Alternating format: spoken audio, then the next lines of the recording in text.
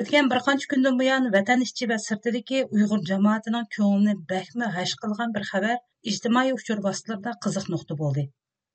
Bundaq bo'lishidagi sabab dal 8 yanvar kuni atalmish Dunyo musulmon jamiyatlar kengashining 30 kishilik vakillar o'migining Uyg'ur elida ziyorati bo'lganligiga munosabatli edi. Xitoy uchur vositalaridagi aloqador uchurlarda Uyg'ur eliga ziyoratga kelgan bu 30 kishining Saudiya Arabiston, Arab Birlashma Xalifaligi, Misr, Bosniya, Serbiya qatorliq 14 davlatdan kelgan musulmon olimlar ekanligi tilga olingan. Uyg'ur jamoatining g'azabini qo'zg'agani musulmon olimlarning Uyg'ur eliga ziyoratga kelishi bo'lmasdan, balki musulmon dunyosida olimlik sharafiga erishgan bu shaxslarning musulmonlikqa va insonlikqa yot shaklda Xitoyning irqiy qirg'inchilik jinoyatini oqlash tarafdori bo'lishidir. U holda bu kishilar zodi kimlar? Ular vakillik qilayotgan Dunyo musulmon jamiyatlar kengashi Xitoy Kompartiyasining zuvoni bo'lgan Yer shari vaqt gazetida mazkur ziyorat va ziyoratga kelgan halqiliq shaxslar haqida bir qism ma'lumotlar berilgan.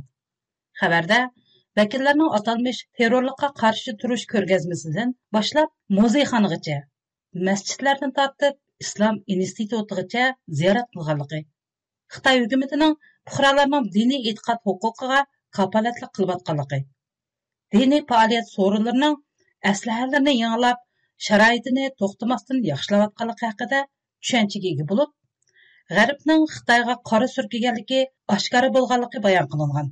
Ya'ni vakillarning Xinjiang xalqaro ko'rgazmaxonasida 1990-yildan toki 2016-yilgacha atalmish 3 xil kuchning turli terrorlik harakatlarini sodir qilganligini, Xinjiangdagi har millat xalqning 3 xil kuchga birlikda taqobil turib, bugünkidek tinch va baxtli turmushni yaratganligini ko'rganligi yozilgan. Filmdagi qonliq ko'rinishlarni ko'rgan ba'zi vakillarning hatto deyishib, qattiq cho'chishganligini ifodalaganligi, hatto bu terrorchilarga qattiq g'azablanganligi tilga olingan. Arab Birlashma Xalifaligining muxbiri atalgan Fahad Jamil Ahmad bu ko'rinishlarni to'xtamasdan suratga olib, bundaq terrorlikning din bilan aloqasi yo'qligini va buning tasavvur qilg'usiz darajadagi razillikligini bildirgan.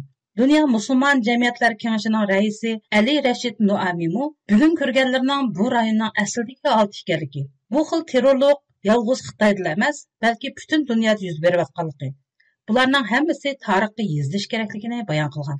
Bu Dunyo musulmon jamiyatlar kengashining raisi Ali Rashid Nuamining Uyg'ur eliga tunji qatim kelish emas. U Xitoyga davomli kelib turadigan, Xitoy bilan uzun yillik cho'nqur do'stlikka ega bo'lgan bir shaxsdir. U 2019-yili Beijing xalqaro bog'bonchilik ko'rgazmasida Beijing xalqaro bog'bonchilik ko'rgazmasi Arab Birlashma Xalifaligi ko'rgazma o'rnining vakili sifatida ko'rgazma qatnashgan. Al-Rashid Al-Nuamining hozirgi salohiyati bo'lsa, Abu Dabidagi terrorlik va asabiylikka zarba berish xalqaro markazi rahbarlik komitetining bosh raisi. Shundaqla o'zi qurib chiqqan Dunyo musulmon jamiyatlar kengashining navbatdagi raisi.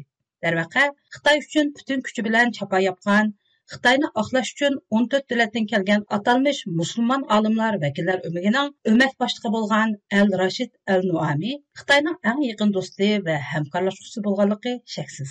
Al-Rashid Al-Nuami Xitoyning atalmish terrorlikqa qarshi kurashlarini izchil qo'llab kelgan musulmonlarning biri sifatida o'tgan yili aprelda Xitoy Saudiya Arabistonda uyushtirgan Xinjiang yaxshi joy nomidagi ekranliq tashviqot yig'inida Xitoy hukumatining lagerlar siyosatini kuchli qo'llagan edi. Mazkur vakillar guruhisidagi Bosniyaning sobiq muftisi Mustafa Serichmo Xitoyning atalmish terrorlikqa qarshi turish siyosatining Uyg'ur eliga inoq ijillik mevasini ilib kelganligini maqtagan. Amaliyotda 1999-yildan boshlab Bosniyaning muftisi bo'lgan Mustafa Serichning Xitoy bilan bo'lgan aloqasi nihoyatda quyuq bo'lib kelgan. U Xitoy tarixi, madaniyatiga yuqori baholarni bergan bo'lib, 2013-yili u yana Xitoyning ko'p millatlarning inoq birga yashashidagi dunyoga ulgu bo'la oladigan bir davlatligini bildirgan. Mazkur vakillar guruhining Uyg'ur elidagi ziyoratlaridan qaraganda, Xitoy hukumati oldi bilan Uyg'ur elida 3 xil kuchdan iborat terrorchi, asabiy va bo'lgunchilarning mavjudligini isbotlashni oldingi nishon qilgan.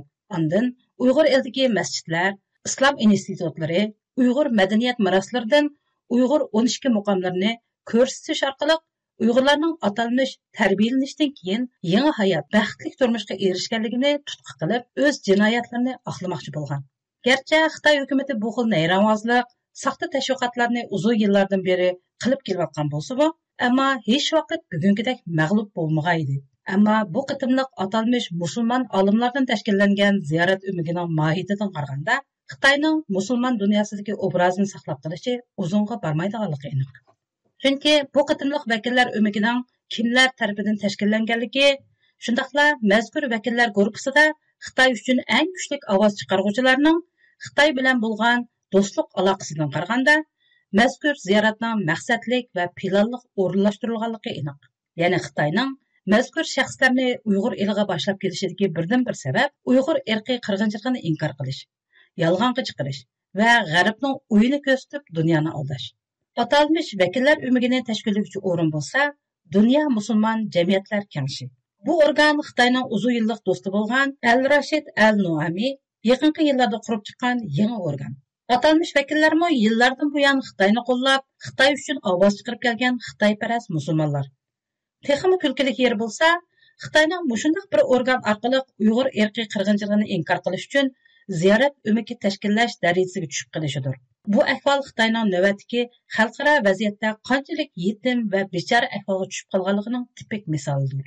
Ammo Uyg'urlarning irqiy qirg'inchilikka uchraganligi Amerika yoki G'arb davlatlarining o'zlari o'ydirib chiqargan o'yini emas, balki po'latak haqiqat ekanligiga isbotlar yetarli turibdi. Uyg'ur lager shohidlari, xalqaro nopozliq tadqiqot o'rinlarining va nopozliq tadqiqotchilarning tadqiqot dokladlari, oshkorlangan Xitoy hukumat hujjatlari qatorliqlarning hammasi buning misolidir. Uyg'urlarda qo'rqqan yerda jinba deydigan bir so'z bor. Ya'ni Xitoy jinoyat o'tkazmagan, Uyg'urlarga irqiy qirg'inchilik qilib boqmagan bo'lsa, u holda Uyg'ur elidagi uchur qamalligini butunlay bekor qilib, o'zining begunoh ayblanganligini oqlashga yo'l olsa to'g'ri bo'ladi. Halbuki Xitoy barliq uchurlarni qamal qilib, isbotlarni inkor qilish bilan birga, xalqarodagi Xitoyparastlar orqali jinoyatni oqlashga urinyotdi. Garchi Xitoyning musulmon dunyosidagi qo'li bakmi uzun, ta'siri to'limi cho'ng bo'lsa-mu, bu uning jinoyatini yushira oladiganligini bildirmaydi. Chunki musulmonlarmi xuddi Uyg'urlarga va g'arbliklarga o'xshashlar inson. Muhimi, ularmi boshqalarga o'xshashlar insoniyatga qarshi jinoyatlarni e'tiqod nuqtasidan emas, balki insonlik nuqtasidan qo'llamaydi. Navbatda G'arb dunyosidagi musulmonlar va musulmon davlatlardagi musulmonlar ichida Uyg'ur irqiy qirg'inchiligiga yaqindan diqqat qilayotgan, Uyg'urlarni qo'llash tarafdori bo'layotgan musulmon jamiyatlari kundan-kunga ko'payadi. Uyg'urlarmi albatta musulmonlar orasidagi Xitoyparast musulmonlar yoki davlatlar bilan oddiy avom xalqni bir-biridan ayirib qarashni yaxshi biladi. Ularni musulmon dunyosining o'rtaq vakili, ularning qarashlarini musulmonlarning o'rtaq qarashi deb qaramaydi. Shundaqla soqol, uzun ko'ylak, arabcha ismlar bo'lganligi, hajga borganligi sababli jazo lageriga qamalgan millionlagan Uyg'urlarning terrorchi emasligiga haqiqiy iymon ahli ishonadi deb qaraydi. Agar Xitoy o'zini oqlamoqchi bo'lsa, xalqarodagi Xitoyparastlarga tayanmay, balki barliq iqimdagilarga haqiqatni ko'rsatishga jur'at qilish kerak. Uyg'ur irqiy qirg'inchiligining rost yoki yolg'onligiga, Uyg'urlarning zulmga uchragan yoki uchramaganligiga saxta tashviqotlar bilan emas, balki haqiqatni oshkorlash bilan javob berish kerak. Aksicha bo'lganda, Xitoy hukumati Uyg'urlar ustida elib borgan irqiy qirg'inchilik jinoyati uchun eng og'ir badallarni to'lashga majbur bo'lganligi aniq.